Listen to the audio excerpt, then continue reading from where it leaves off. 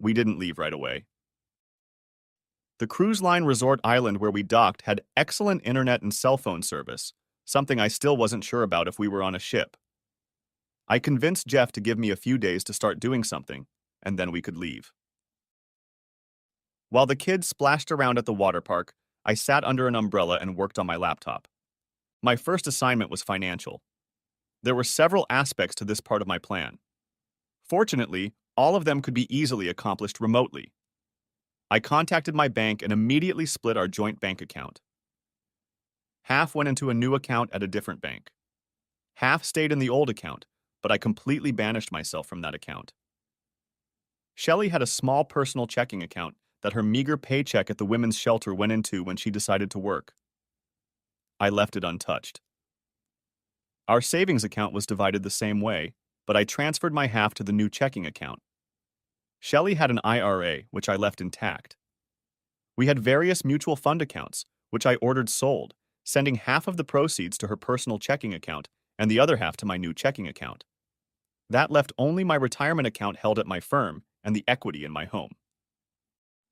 Amazingly, due to my high credit rating and personal relationship with my banker, I was able to negotiate a loan to purchase the house. Once the paperwork was finalized, I intended to transfer the entire amount into my personal checking account. I left my brokerage account unchanged. When I checked it, the balance was close to the 9 million mark. I hadn't been to work in a week, but my active accounts were still adding to the total. I'd rather not mess around with it until the last minute. I then began to proceed in reverse order. I set up several offshore bank accounts in countries where I knew there was little to no relationship with the US. Such accounts were risky to use because the political and financial stability in those places was not the best. However, I had a plan. Within a few hours, I created the same set of accounts at 12 different banks in 12 different countries. At each of them, I set up an automatic redirection that transferred all the money coming into the account to the next bank in my chain. My last action was to go to a reputable Swiss bank and set up the same set of accounts using an LLC under which I did my financial analysis. This may seem excessive, but I didn't want it to be easy for Shelley or anyone else to trace these transfers. That was the end of my business for the day, and I headed off to play with the twins on the playground. The next day, the kids joined the group under supervision, and I escorted them to the island adventure. They were going to the other side of the island to visit a nature reserve and have some educational time. I checked my new accounts and found them all active and ready to go. As I logged into my banking app, I noticed that the home equity loan was ready. I immediately transferred the entire amount available into my new checking account. With that done, I went to my new bank's app. There was now almost $400,000 in that account.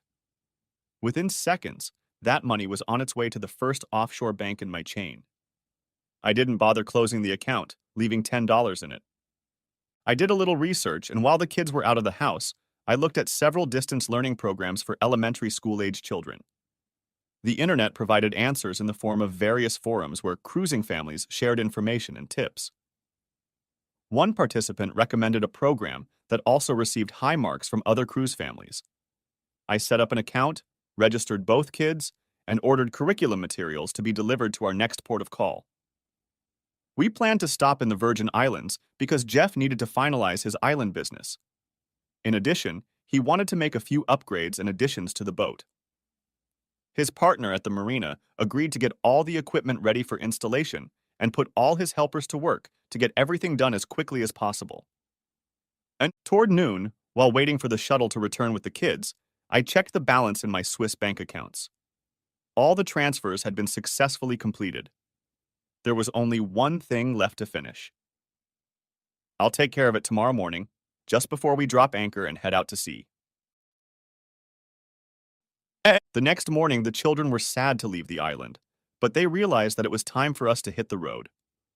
I was surprised that we hadn't seen Shelley, Ruth, and Tom. Mentally, I was ready for a confrontation, but they never showed up. I have no idea what they were doing, where they went, or what they were thinking. I got up early and sat at my laptop while I waited for my coffee to brew. The letter I wrote was sent to my former boss. I apologized for quitting via email and so quickly. I asked that any further money I would have be transferred directly to my new checking account and gave him the routing number and account number. The funds would be automatically transferred through my chain and end up in my Swiss bank. I also asked that the balance in my investment account be handled in the same way. With these words, I leaned back in my chair and sipped my fresh coffee. Bridges were burned, fires were lit, and the last remnants of my former life were put on the shelf. It was time for a new beginning. Less than 2 hours later, the port in the Virgin Islands was slowly receding astern, with the open ocean at its bow. And we didn't have an itinerary. Truth be told, we didn't even have much of a plan. I wanted to virtually disappear. Jeff wanted to sail around the world. The kids were happy and having fun. It didn't surprise me that none of them talked about their mother more than a few times.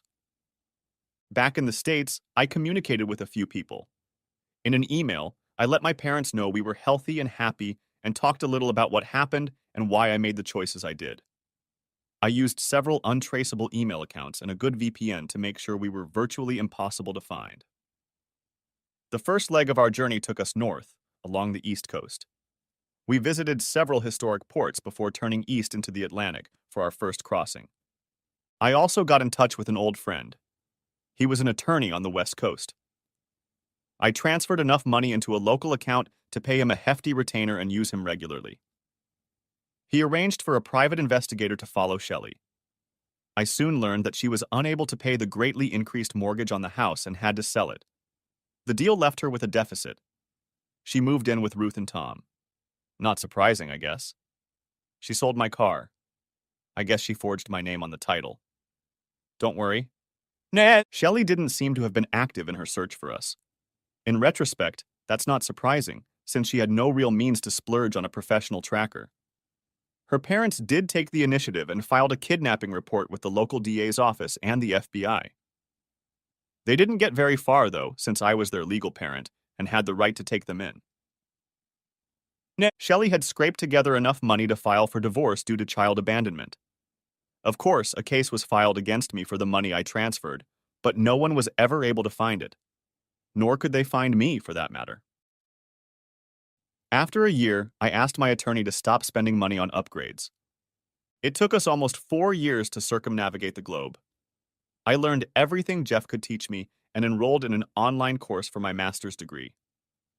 I passed the exams and became a master's license holder as we made our way across the Southern Ocean on our way to Peru. A month later, we docked just off the Panama Canal. One of the last items on Jeff's wish list was to go through the canal from west to east, which would put us back almost exactly where we started from. Now, most of the sailing was done by me. The twins were almost as competent at steering the boat as I was, so they helped me a lot. As soon as we crossed the channel, I noticed a change in Jeff. Late one night as we anchored in a quiet cove near Cullen, Jeff was sipping a beer. I was content to just sit and listen to the birds and monkeys in the jungle near where we were anchored. Bill, we need to talk. I looked at him. You cheated on my Jeff? That made him laugh. Then he became sober and solemn again. Seriously, I don't know how much time I have left. I saw a doctor when we were in Perth. He said I have stage 4 pancreatic cancer. I'm almost at my limit. I was stunned. I didn't know what to say. You don't need to say anything. Every sane person knows that life only ends this way. I had a good period. There are things I regret, things that hurt me a little to remember, but overall I'm satisfied. You, Ethan, and Annabelle have made the last few years everything I could ever wish for. I love you like the son I never knew, and I love them both like the grandchildren I long to have by my side. I have a favor to ask of you. Anything. What can we do? My daughter lives in Corpus Christi. I've made contact with her, and I think we've finally overcome the anger her mother instilled in her. Her children are grown and in college. She's divorced. Her pathetic husband found another woman, and after a long affair, divorced my daughter and left. I want to have at least some time to reunite with her. I will need hospice care soon, and I would hate to put that burden on you and the kids. Take me to Corpus. Please? I sobbed. I knelt down next to the pillow he was sitting on, wrapped my arms around him, and buried my face in his shoulder. He patted my back and then pulled back far enough to look me in the face. You were the best friend and comrade I could have asked for. I brushed away my tears and wheezed. Jeff, why don't you go to bed? He nodded, and I helped him to his feet and walked him down the companionway to his bunk. I sat down at the navigation station and began plotting a course. Jeff returned to the cabin, poked his head out of the wardroom, and looked around confused. I sat at the helm, not touching it, but watching him and the sails fluttering in the bay wind. What the hell is going on? I looked at the sails. I set the course on autopilot and then raised the sails as soon as I was sure Jeff was asleep.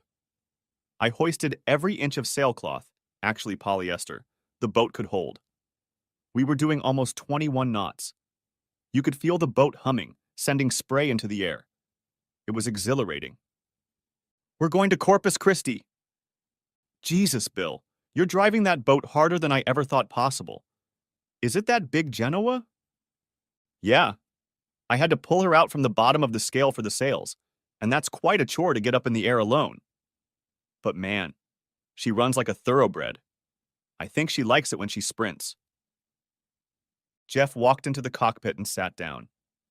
For the first time in days, he looked relaxed and comfortable.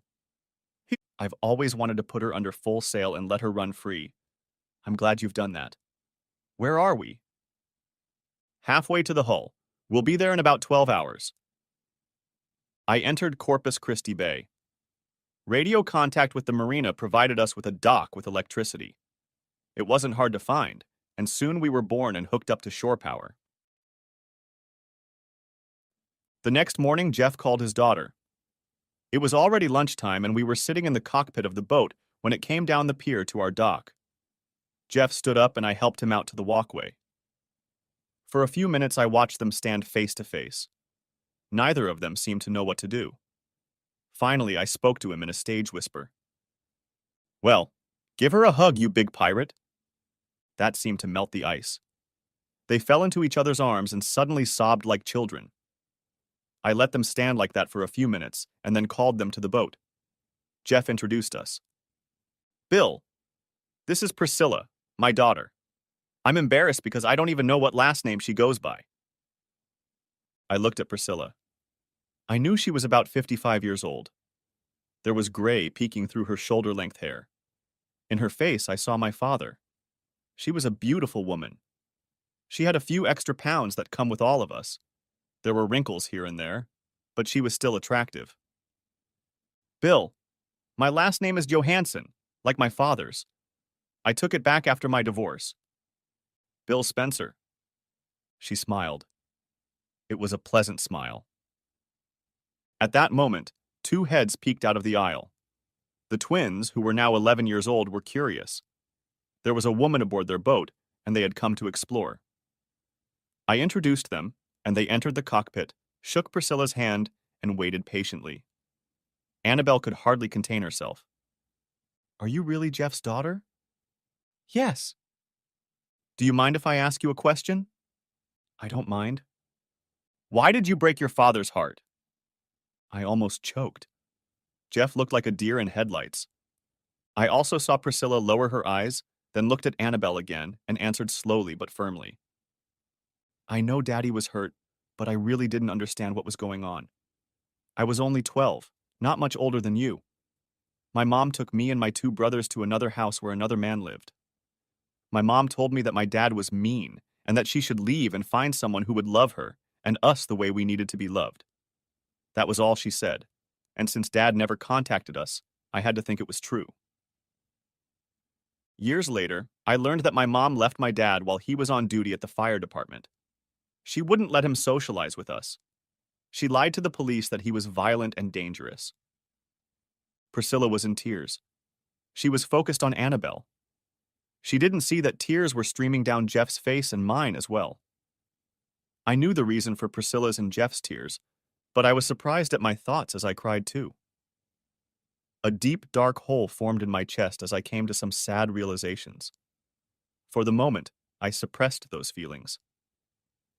Annabelle walked over and put her arm around Priscilla. It's time to give you back what you've been missing. When had my daughter become so mature and wise? I looked at her in awe. Ethan, in his inimitable fashion, came up with the perfect remark. I'm hungry. What are we having for dinner? We all giggled. I looked at everyone. If it's okay with Jeff, I'll settle for dinner tonight, since it's our first day in port in a few days.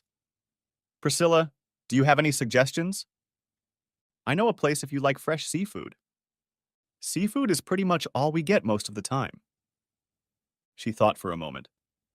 How about some homemade Tex-Mex? It sounded good to me, and the kids seemed intrigued. We packed up and started heading up to the pier. Oh, I forgot. We don't have wheels. Can you accommodate 5 of us? Sure. My Tahoe will be quite comfortable. After a sumptuous dinner of enchiladas, tostados, tacos, tamales, and chalupas, we finished it off with sopapillas, butter, and lots of fresh Texas honey. I was full. The kids were still gulping down the honey, and Jeff looked tired. I think we should get Jeff back to the boat. He's had a long day. Why don't you come to my house? I have 5 bedrooms with bathrooms. It'll just be me there, so you won't be in the way. I looked at Jeff. He seemed hesitant. While I looked at Ethan and Annabelle, Priscilla spoke again. I have a pool and a hot tub. This was a crucial point. There would be no going back to the cramped cabin on the boat this night. We loaded into the Suburban and soon pulled into the driveway of Priscilla's elegant home. She pulled into the 3-car garage, and as soon as the door closed behind her, we all got out of the car and entered the house through the kitchen. I looked around in awe. After nearly 5 years of living in a small boat cabin, it was like visiting a castle. It suddenly occurred to me that we had no clothes or luggage. When I voiced my concern, Priscilla brushed it aside. My sons and grandsons are here regularly. They have clothes and toiletries. Make yourself at home with them. If something doesn't fit, there's a shopping center less than a mile away. We can shop tomorrow. That immediately caught Annabelle's attention. We can go shopping? Really? To a real mall? And now I was well aware that my children were going to have to return to first world culture. I hoped it wouldn't overwhelm them. After showering, we tucked Jeff into the comfy bed. The kids were already in the pool. I sat at a patio table. Priscilla came out with 2 mugs of beer. Can I seduce you? Sure. It's a beautiful house. It's too big for me now. When the kids lived here, it was always full of life and fun. I'm so sorry my dad couldn't enjoy those times. If I'm not getting too ahead of myself, what happened? I know now that my mother was a vile, rude, and heartless woman. She cheated on my father for years. Finally, she met a man and decided to cheat. My father was a fireman. She found a banker with lots of money, or so she thought. Turns out he was a serial womanizer and started cheating on her almost immediately after they got married.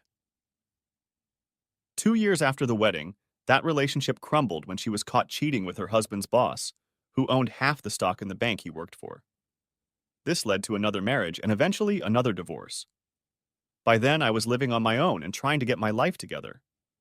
My mother basically turned all of us against my father, hid us from him, and used her newfound money to wage war on him. Eventually, he cashed in his pension, gave my mother the half the court demanded, and left. We never saw him again until he met me a few months ago. And you? I married early. I was 19 and he was 26. He had family money from oil in West Texas, and he imagined himself a moving force in Austin society. He wanted to become a politician, but it never worked out.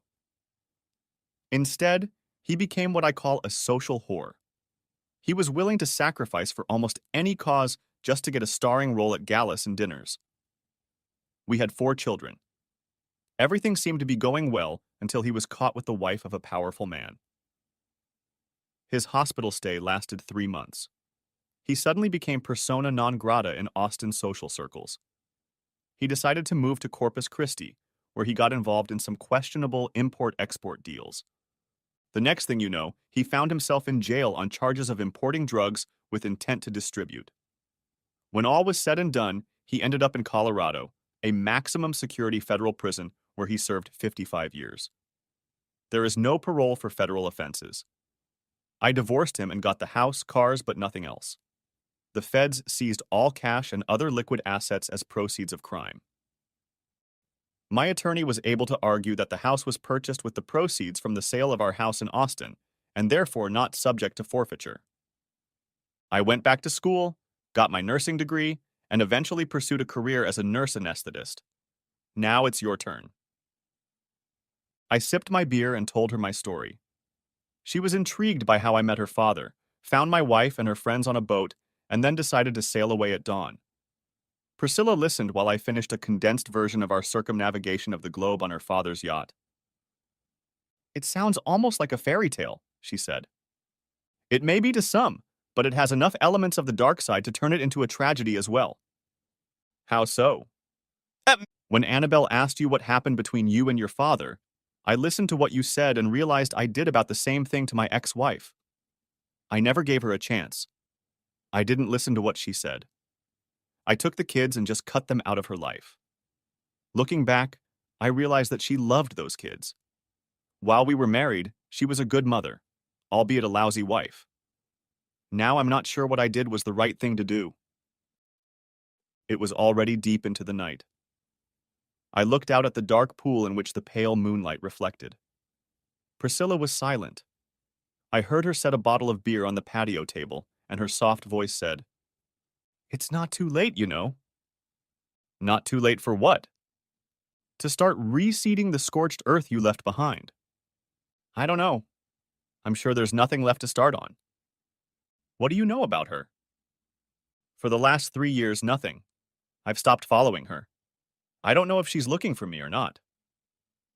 "I haven't known you very long, but I know my dad values your friendship very much. He believes in you, so I'm inclined to do the same. I heard that you did what you did out of a feeling that it was best for your children." "Yes.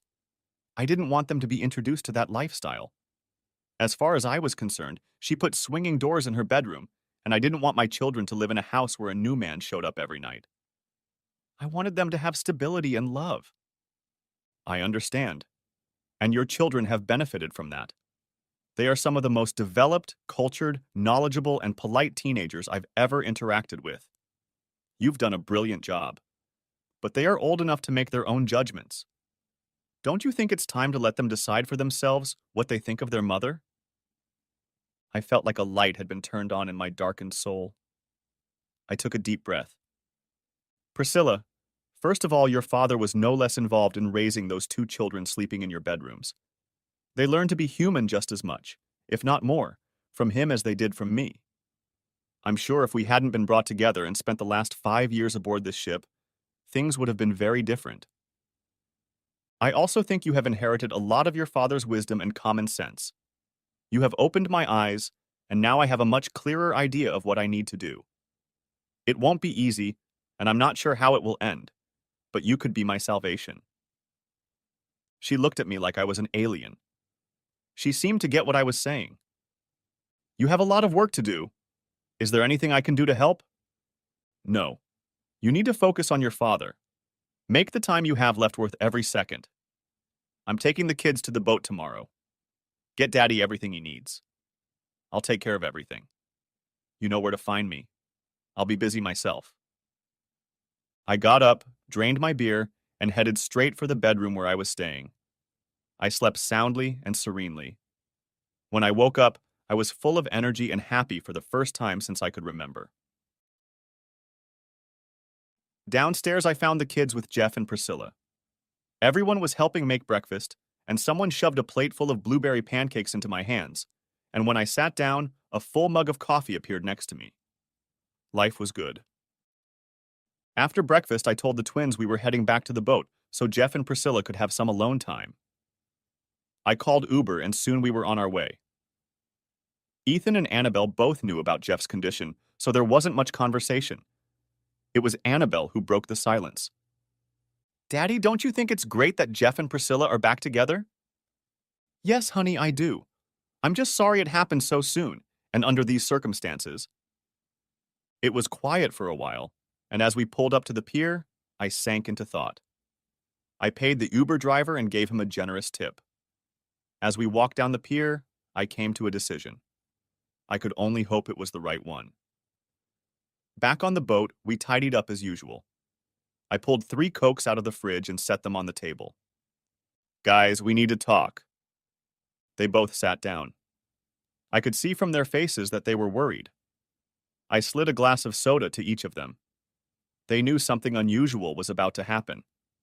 Sodas are usually strictly controlled, and I don't think any of them had ever drunk one before lunch. I want to apologize to both of you. What I did to you was evil and treacherous. I thought I did it out of the best of intentions. I realize now that I did it out of purely selfish and personal motives. I will try to correct my mistake and make things right for you. They looked at me puzzled. None of them opened a Coke. Years ago, I got angry at your mom and plotted to hurt her as much as I could. In doing so, I inadvertently hurt you, although you may not realize it now, but in time you would. You can thank Priscilla and Jeff for helping me realize how wrong I was when we left that cove in the Virgin Islands and never looked back. Ethan was puzzled. Annabelle, on the other hand, looked at me with concern and, I thought, understanding. But Dad, you did what you thought was best for us. Mom left us. We didn't abandon her. In a way, you're right, Princess. In fact, everything that happened was about me and your mother. I should not have involved you to the extent that I did. She may have forgotten that she loved me, but I'm sure she never forgot how much she loved you. I took it very painfully and subjected you to the same punishment. Dad, you never punished us. No, I did. I took you away from your mother, who I'm sure loved you completely. I took away that relationship, the opportunity to see her presence and her love in your life, to participate in your growing up. I robbed you of what Jeff was robbed of by his ex-wife. It wasn't until I heard the pain in Priscilla's voice as she talked about growing up wondering why her father stopped loving her. I was bursting through, and I intend to try to make things right. I saw tears in my children's eyes. I wasn't sure what had motivated them to do this, but I continued. I'm going to do everything I can to find your mom, get the 3 of you together, and give you a chance to reconnect and repair some of that relationship. I hope she still has time to be involved in your life, and I hope you see the wisdom in what I'm doing and help me along the way. Oh, Dad, you don't need to do that. We're doing fine. You've been the best father we could have ever dreamed of. And the years we spent on the boat traveling around the world were just a dream come true. I'm glad you feel that way. But without knowing what you might have missed out on with your mother, I can't, in my common sense, not do it. I know it's going to be difficult. I can't predict how it will go. Ethan listened intently. Dad, do you think you and Mom will get back together? I doubt it, son. Too much water has flowed under that bridge since I burned it. We've gone our separate ways, and I have to admit that what I did to her was pretty brutal. She might even arrest me for some of the things I did, and the way I did them. I'm willing to live with that. I firmly believe that you both need to repair your relationship with your mother. We continued to talk as they asked how I planned to accomplish the reunion. I still wasn't sure, but my first action would be to contact my old attorney and see if he could track down Shelley. That would happen first thing tomorrow. 3 weeks later, Ethan, Annabelle, and I were sitting in an Uber heading from our old hometown airport to downtown. My attorney had given me the information I needed. I learned that Shelley had sold the house and her expensive imported SUV. She bought a small apartment near the old women's shelter where she worked. She actually returned to the shelter as a counselor. The pay wasn't great, but it helped her live. Now, almost 6 years later, she was the director of the women's shelter and making much more. Uber left us on the sidewalk in front of the women's shelter. For security reasons, we had to make an appointment to get into the building. Annabelle took the initiative and signed in under her own name. Annabelle rang the bell on the door, and a disembodied voice asked who was calling. Annabelle gave her name and the appointment code. The door opened with a click, and as we entered, we were greeted by a rather large security guard. He immediately stopped us and started asking questions. Who are you? I'm Annabelle's father, and this is her brother Ethan. We're here to meet with the principal. Why? These are her children. The guard looked at us a little suspiciously, but led us into a small waiting room. There were cameras visible in the corner, and I realized we were being watched. You're going to stay here. I'll talk to her and see if she wants to see you. We all sat down in chairs. The small room was quiet and none of us spoke. Suddenly, the door opened abruptly, and Shelley walked into the room. It's you! I saw you on the security monitor, but I couldn't believe it. You're all grown up and so tan. Oh my God. It was obvious she was in a state of shock. The security guard stood behind her and watched her closely. I saw Shelley looking at me. Bill, you look so different. You've lost weight and gotten a tan. Where have you been? Shelley, is there some place we could talk without guards, cameras, and in more comfortable chairs? Shelley looked around and seemed to gather her thoughts, and I heard her voice change as she started giving orders. It was obvious that she was now back in charge. Of course. Stan, take my kids and ex-husband into the living room. I'll be there in a few minutes. I need to talk to the receptionist and clear my schedule for the afternoon. And soon we were sitting in the beautifully furnished living room with a small kitchenette, leather couches and chairs, tables and bookshelves with children's games and books galore. We made ourselves comfortable when Shelley burst into the room. She seemed to be in her element and immediately started questioning the kids. Where have you two been all this time? You look marvelous. Have you been to school? Without waiting for their answers, she turned to me, and I, seeing the intensity of her gaze, immediately knew this wasn't going to be pleasant. And you son of a bitch. You stole my kids, left me destitute, and did everything you could to ruin my life. And then there was that stunt on the islands. You just stood there watching us with a smirk on your face, and then you didn't come home. I made Tom and Ruth drive me to the airport and took the first flight home. I waited for you, but you never came. Not one damn word from you in 6 goddamn years. I didn't squirm and tried my best to stay calm and almost detached. I think my answer stunned her because it was so out of the script she had in her head that she didn't have an answer for it. You're right, Shelley. I was wrong, and what I did was wrong. It was bad for you and the kids. I'm sorry about that.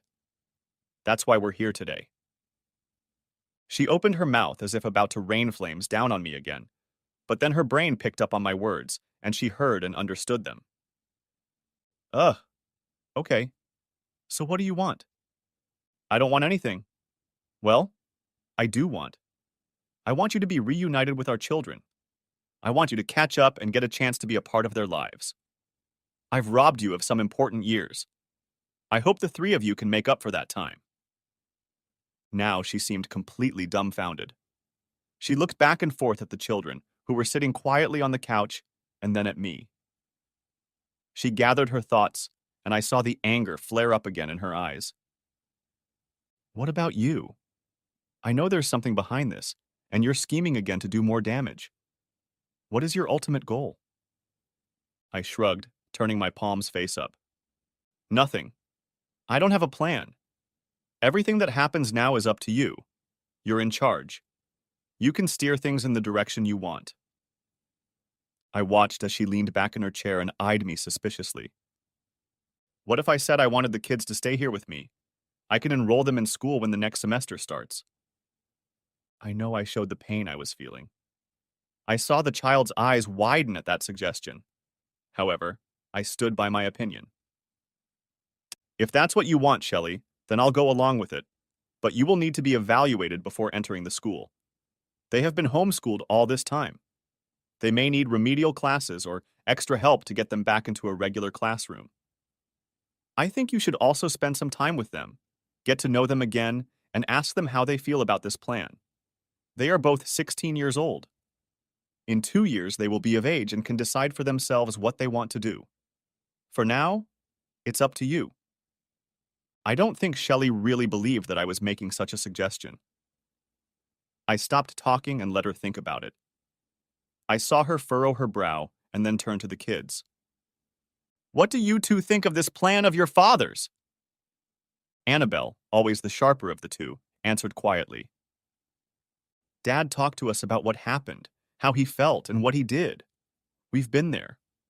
I think he realizes now that he acted in a fit of passion and anger, and his decision seemed right at the time, but ended up being unfair to all of us. He really wants to make things right. If that's what you want, and you really intend to be our mother, then we'll accept it. Shelley listened almost incredulously as her daughter spoke. She looked at Jason. Does your sister speak for you? Yes, ma'am. We understand everything. You're our mother, and we never understood what happened between you and Daddy. He never told us the details. He never said anything bad about you in front of us. Not only that, he just told us that you decided you wanted more out of life than he could give you. Shelley shifted her gaze to me, but I sat there, relaxed and calm. Then her gaze focused on me, and I saw the flash of anger again. Why did you leave without an explanation? You didn't even give me a chance to explain. I sighed and looked at her. You really want to do this in front of the kids? They've never heard anything about what happened. I saw her hesitate and then decide to go ahead. If this was what she wanted to do, I was more than willing to let her lead. She continued. I loved you more than anything in the world. When I saw you on the ship in the Caribbean, I was devastated, ashamed, and embarrassed. When you didn't come back and I couldn't find you and the children, I fell into a deep depression. Why didn't you even talk to me? We did talk, Shelley, almost constantly for 2 days after you jumped me with your plan.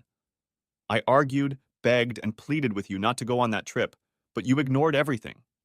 You may have loved me, but you loved yourself and your desires more. You may have loved children, but you liked the idea of being carefree and unencumbered by the responsibilities of a wife and mother better. I won't go into detail in front of the kids, but your thoughts and fantasies about other people trumped ours. When it came down to it, all that mattered was that Shelley enjoyed herself no matter what it took, and to hell with whoever it hurt. I have to hand it to the new Shelley. She listened without interrupting. She didn't explode like the old Shelley. I could see that she was upset, but she kept her mouth shut until she could speak coherently and calmly. When she finally spoke, she turned to the children. Do you remember everything the way your father told it? Annabelle looked at her brother and then back at her mother. Even at home, Daddy was always the only one around. You were fun, and I know you loved us. But I remember always wondering why you always seemed unhappy with Dad, making fun of him for little things and never sticking up for him. Kids notice things like that. Shelley lowered her eyes and looked at her hands.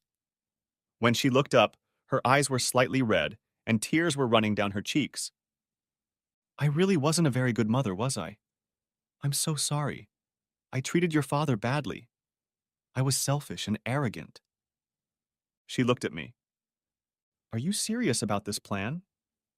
Yes. I should never have separated you and the children. I deprived you all. Now I can fix that, at least partially. Shelley looked at the children. Will you really stay with me at least for a while? Ethan spoke instead of Annabelle. He looked impatient. Sure, Mom. Shelley looked at me with questions in her eyes. How are we going to do this? I shrugged. They have most of their stuff with them. If you're okay with it, I suggest they come home with you and get settled in. I'll talk to you in a couple weeks and we'll see how they feel and how you feel. Then we can make further plans. I'm heading back to Corpus Christi tomorrow morning. So soon? You're not going to stay and be a part of this?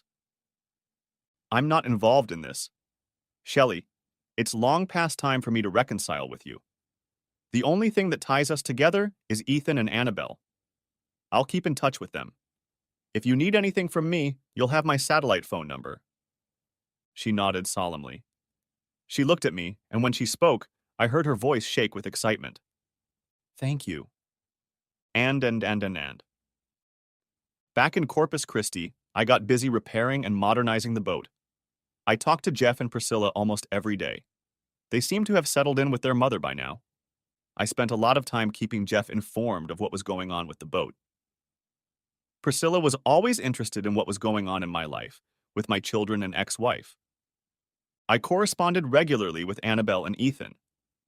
I learned that they were settling in quite well, but were struggling to cope with the lifestyle changes of living on the mainland and in an apartment. Shelley heeded my advice and had both children tested before enrolling them in the local high school. I was proud when I learned that both children tested above average, and the local school enrolled them in high school and allowed them to take all courses with advanced placement scores. They will graduate in the fall and have almost 18 hours of college credit. I must have been doing something right. I was doing well. I continued to work on the boat, visited Jeff, and spent time with Priscilla. She graciously let me stay at her house while the boat was in dry dock for repairs. This allowed me to be closer to Jeff, whose condition was rapidly deteriorating. It had been almost 2 months since I had returned to Corpus Christi, taking the twins to Shelley. I was in dry dock inspecting the entire hull below the waterline after cleaning, repairing, and applying a fresh coat of anti-fouling paint. All fittings had been replaced, bearings and shaft seals had been replaced, and a new Yanmar Marine diesel engine was in the engine compartment, ready to go. Improved solar panels and new LifePo 4 batteries will make life on board even better with more power and runtime. A modern desalination system meant an almost limitless supply of fresh water. I upgraded all the navigation software and autopilot to the latest firmware and improved some of the hardware. All winches were removed, rebuilt, and the drive motors replaced with new, more efficient models. All sails were sent to the sail shop to be repaired or replaced as needed. The old boat was to be better than new when she returned to the water. I was going around the boat with the yardmaster when my cell phone rang. It was Priscilla, and picking up the phone, I felt invigorated. "Hi, Pris. How are you?" My mood instantly changed when I heard her voice. It was strained and full of emotion. "Bill, Dad died just a few minutes ago. Can you come to the hospice, please?" "I'm on my way."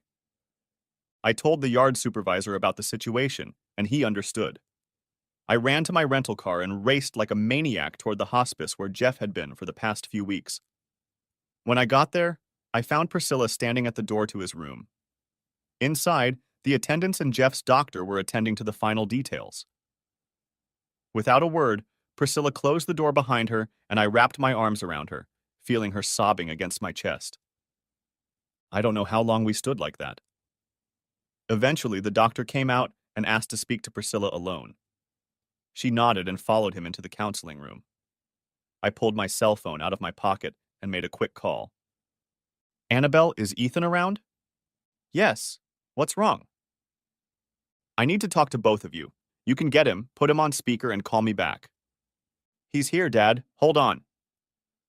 Annabelle put me on speakerphone and I heard Ethan's voice. "Hi, Dad." "Hey, son. Can you both hear me?" They both answered and I continued. "I hate to break the sad news, but Jeff died just a few minutes ago." I heard them both sob quietly. As I expected, it was Annabelle who spoke first. "I wish I could have seen him one last time." "I know. I'll keep you posted on the arrangements. I don't know what Priscilla will want to do." "What are you going to do, Dad?" "I'm not sure about that either." We chatted some more, and when I hung up the phone, I realized I was crying too. I sat in my chair with my elbows on my knees and my forehead resting on my hands and looked at the floor. I felt a hand on my shoulder and looked up to see Priscilla. She was smiling softly. "Come on, Bill. Let's go home. Daddy's in good hands now." I stood up and she took my hand. We walked in silence toward the parking lot. I followed her as she drove to the house and parked in the driveway by the garage.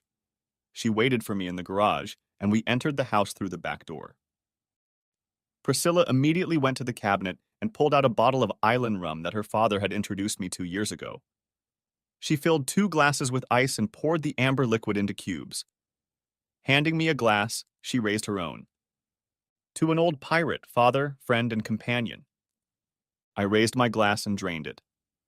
We stepped out onto the patio pool deck and settled into the chairs. We'd spent many evenings in that spot over the past few months, getting to know each other, telling stories and chatting, often laughing and giggling. I watched her and saw in her a calmness that came from strength. What now, Priscilla? I don't know. I haven't had a chance to think about it. Father wouldn't say what he wanted. She grinned sullenly. I asked him, and he always said, do what you want. It won't do him any good anyway. He wrote a will and gave it to me. It's sealed in an envelope and it's in my safe. I guess I can open it now and read it.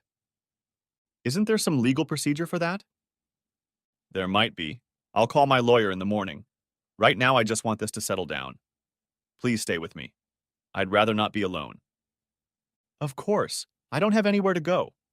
I guess I really have nowhere to go. The boat will be part of your father's inheritance. I'll take care of getting our gear. Priscilla looked at me with a pained expression. This boat has been your home for 6 years. I'm very sorry you're going to have to leave it. I knew this would happen. The repairs are almost complete. The boat will be back in the water in a few days, and after tests to check everything out, she'll be ready to take possession. I think it's time for me to start looking for an apartment. Don't do anything for now. You can stay here until it's all over. Then decide what you want to do. Have you told your kids yet? Yes. I called them while you were at the doctor's office. They're very upset, but they're still little, and good memories will help them deal with the grief. You know he loved them both as if they were his grandchildren. In a way they were. He was the only grandfather they ever knew. We sat until late into the chilly evening reminiscing, telling stories and working through the grieving process. By the time we both headed to our beds, the bottle of island rum was as empty as my heart. And. I devoted the next few days to getting the boat back on the water. I took a crew from the boatyard, and we set sail from Corpus Christi Bay. We slowly tested the boat to make sure all the underwater work was tight and safe. Then, while I sat at the helm, we gradually added sail until everything we could handle was up and filled with salt air. At one point, I glanced at the panel and saw that the old girl was gaining 25 knots. Jeff would have been thrilled. We started dropping sails and then turned back toward the bay as the sun slowly dipped to the west. I could almost hear Jeff cackling and laughing. We put the boat back on the dock and the crew left, heading to the local pub. They invited me in, but I declined. Not because I didn't think it would be fun. As I was getting the boat into the parking lot, I saw a Tahoe parked in the lot and a figure walking slowly down the pier. I secured the boat and climbed onto the pier just as Priscilla appeared nearby. You're slacking tonight. Not exactly. I came looking for you. Have you had dinner yet? No, we just got back. The boat is ready. She's like a cheetah on the water. You must let me take you for a ride one of these days until the inheritance matter is settled.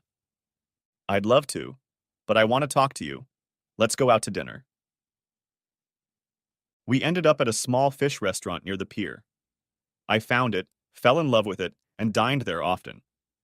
They almost always had fresh oysters and plenty of cold beer.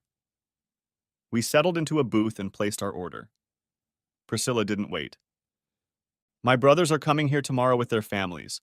The probate hearing will start at 9 in the morning.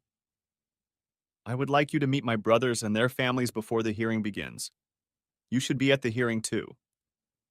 Isn't this usually just for families? You were closer to the family with Jeff than any of us. I think it would be appropriate if you came. That seemed to settle the argument for Priscilla. I was surprised, but in deference to her wishes and Jeff's memory, I would certainly attend. We finished our meal, and to my surprise, much of the conversation centered on this boat and our circumnavigation. The next day, I found a pair of decent pants and a button-down shirt. As I was packing, it occurred to me that most of my closet now consists of khaki shorts and the most garish Hawaiian shirts imaginable. Apparently, Jeff's sense of style had gotten the better of me over the past few years. I drove to the courthouse with Priscilla. I met 3 of her buddies in the waiting room, met their wives and children, and then sort of melted into the crowd as they all huddled together, as families usually do. When the clerk ushered them into the conference room, Priscilla did not fail to take my hand and enter with me. Chairs were arranged around a massive conference table. The district judge sat at one end, while the clerk spread out papers in front of him. He took charge, announced the start of the hearing, and asked us all to sign the register. When that was done, he opened the envelope and looked at the papers inside. His gaze stopped on Priscilla. "Did your father write this will himself?" "Yes, sir." "What condition was he in when he wrote it?" "He had stage 4 pancreatic cancer, but his mind was sharp and he had every comfort. I think that's what the doctor who treated him says." "Yes, I've seen it. I see that there are 2 signatures of witnesses here, but no notary's seal. They were nurses on duty at the time he wrote this. There was no notary at the facility." The judge nodded and continued reading the will. "It is very simple, but it may contain some surprises. It might be easier if I summarize the provision in the will rather than trying to read it, if that would suit everyone." Everyone nodded, and the judge took out a notebook and made a few notes while he reread the will. Then he looked at us over the top of his glasses that sat on the very tip of his nose. "According to this will, your father's principal assets consist of a bungalow in the Virgin Islands, currently managed by a local rental company, a 1/4 interest in a marina in the same location, 7 investment accounts, 1 for each of his grandchildren, a personal checking account, and a yacht. These assets are to be divided as follows. The 7 investment accounts are held in trusts for the grandchildren. There are specific instructions attached to the trusts, which you can decipher at your leisure. The remainder of the assets are to be transferred to one Bill Prescott." The judge looked at me. "I presume that's you?" I was stunned. Everyone in the room was looking at me. I swallowed and spoke with a dry mouth. "Yes, that's me."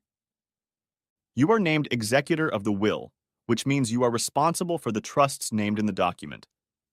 Title to the real estate will be transferred to you immediately, as will ownership of the yacht. You will have to deal with the Virgin Islands authorities regarding the partnership in the marina and bungalow. I will have the clerk execute the appropriate documents, and you will receive them by courier in 3 or 4 days. That concludes this hearing. Please accept my condolences for your loss." The judge got up and left.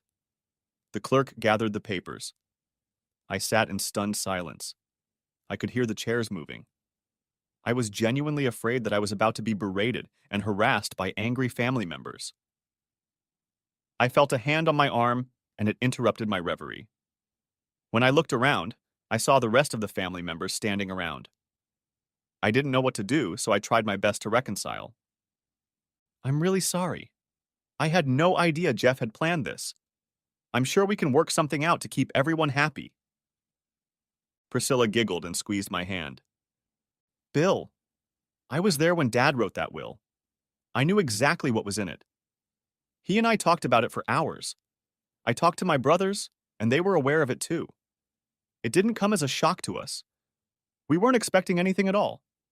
We'd like to make a few requests of you." "Of course. What can I do?" "First, we have my father cremated as soon as possible. I would like to take him to the islands and scatter his ashes there. He was happiest there." "I think that's a great idea." "Second, I want you to captain the boat and take Dad and me to the Virgin Islands." I swallowed, and tears came to my eyes again. "It would be an honor." "Third, if you have no objections, we hope you will keep this bungalow for yourself, and we can all come and stay in it, go sailing with you, and consider you part of our family." I found that I could not answer. My voice was gone in an attempt to keep from sobbing. I just nodded my head enthusiastically. "Finally, we're all going to my house for pizza and anything else we can think of. I want you to come with us. You need to spend some time getting to know my brothers and their families." It was clear I had no choice. I climbed into Priscilla's Tahoe and we hit the road. As promised, shortly after we reached home, a stack of the biggest, thickest pizza I'd ever seen lay on the table. It was a fantastic assortment. There were also calzones, cheese sticks, a couple huge green salads, and one of the brothers stopped by the house with a cooler full of wine spritzers, beer, and a few pre-made cocktails. No sooner had I settled in than the pool filled with laughing kids and everyone gathered around the patio table. I sat down, watching and listening. The brothers spent a lot of time asking Priscilla about the few months she spent with her father. She tried her best to answer their questions, but often I saw her looking in my direction. Finally, I filled in the answers to the questions. Soon, all eyes were on me. For the next few hours, I did most of the talking, but I also managed to study the siblings. This spoke volumes to me. Priscilla and her brothers, James and John, looked unmistakably like Jeff's offspring. James was even remarkably similar in appearance to Jeff, and like his father, worked as a firefighter in a suburban Dallas community. The youngest of the three brothers, Frank, was very much like his mother. He resembled Jeff in no way and was not characterized by the same outgoing, open, never meeting strangers personality. He was reserved and withdrawn most of the time. Under other circumstances, I would say he was almost sullen. I don't think he really wanted to be there.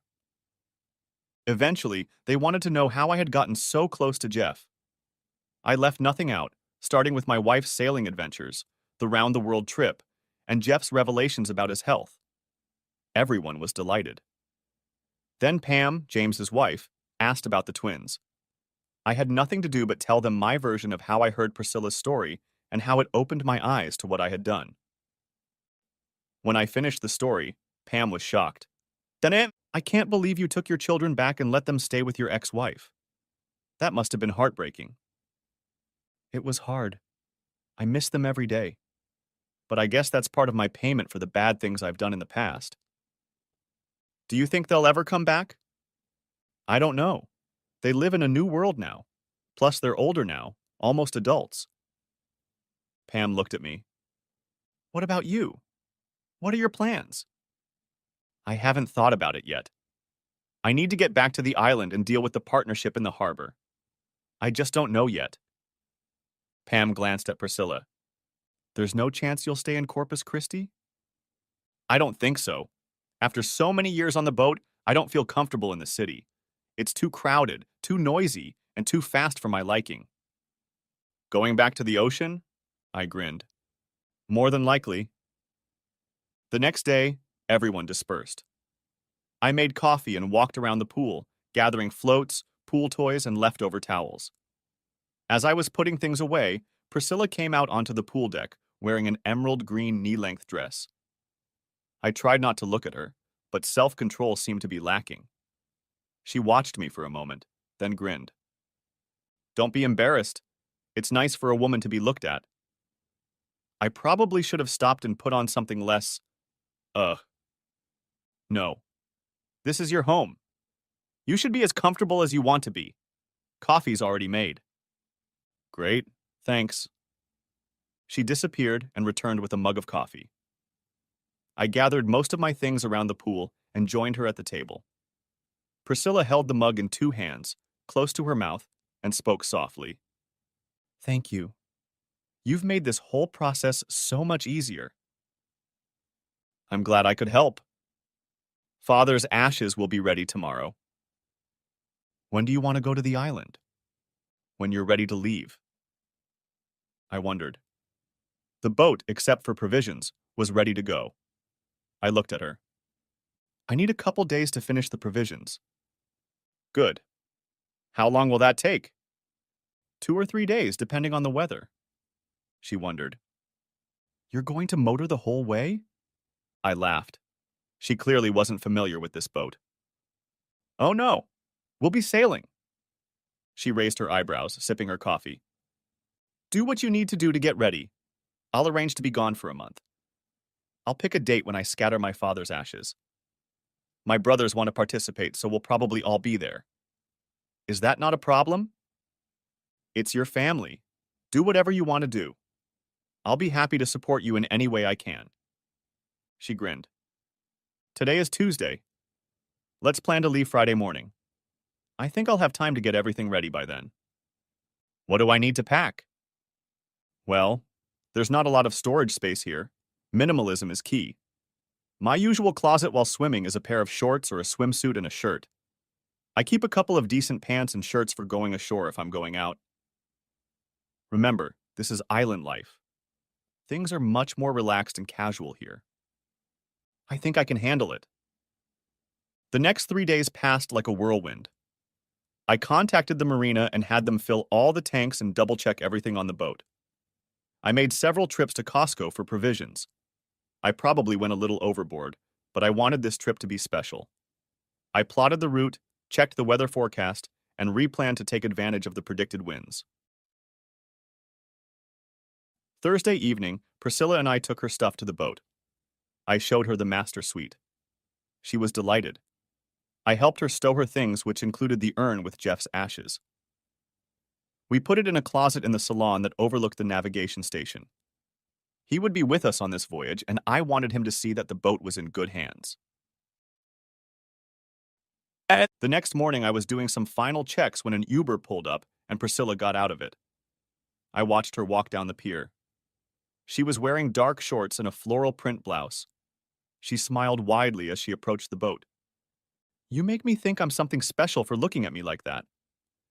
"You are something special?" Ugh. I mean, I'm sorry. Don't apologize. Help me into the boat. I took her hand as she climbed down. The sun was shining, a tailwind was blowing, and I was as happy as I could remember. I may have held her hand a little longer than necessary. She lowered her eyes, and I could have sworn I saw a blush when I let go of her hand. There's nothing keeping us here. Let's get this adventure started. The end. Thanks for watching. I hope you enjoyed it. So subscribe to my channel and watch the next video.